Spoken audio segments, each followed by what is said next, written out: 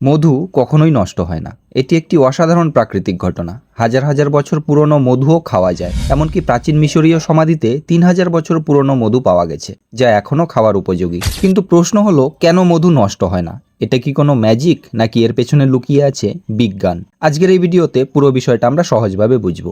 चलिए शुरू करते हैं। মধুর মধ্যে জল থাকে মাত্র ১৭ থেকে ১৮%। অন্যদিকে ব্যাকটেরিয়া বা জীবাণু বাঁচতে গেলে দরকার হয় অনেক বেশি জল, তাই মধুর ভিতরে তারা বাঁচতে পারে না। মধুর ওয়াটার অ্যাক্টিভিটি মাত্র ০.৬০ এর মতো, কিন্তু বেশিরভাগ জীবাণু বেঁচে থাকার জন্য দরকার হয় ০.৭৫ থেকে ০.৯১ ওয়াটার অ্যাক্টিভিটি। মানে মধু তাদের জন্য একদম ডেড জোন।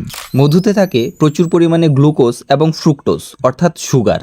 এই সুগার জীবাণু শরীর থেকে জল টেনে নেয়, একে বলে অসমোসিস। ফলে জীবাণু শুকিয়ে মারা যায়। মধুর পিএইচ মাত্রা সাধারণত ৩ থেকে ৪.৫, অর্থাৎ খুবই অ্যাসিডিক। এই অ্যাসিডিক পরিবেশে জীবাণুরা বাঁচতে পারে না। মৌমাছিরা মধুর মধ্যে এমন কিছু এনজাইম যোগ করে যা হাইড্রোজেন পারক্সাইড তৈরি করে। এটা নিজেই একটা ন্যাচারাল অ্যান্টিব্যাকটেরিয়াল এজেন্ট। তারা ফুলের রস সংগ্রহ করে নিজেদের পেটে প্রক্রিয়াজাত করে জল বাষ্পীভূত করে চাকের ভিতর রেখে দেয়। এই পুরো প্রক্রিয়ায় মধু হয়ে ওঠে একটি সুপার স্যাচুরেটেড চিনির দ্রবণ, যেখানে জীবাণুর কোনো সুযোগ থাকে না।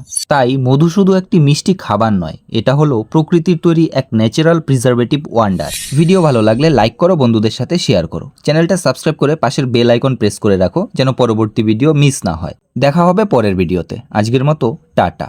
Stay amazed, stay curious.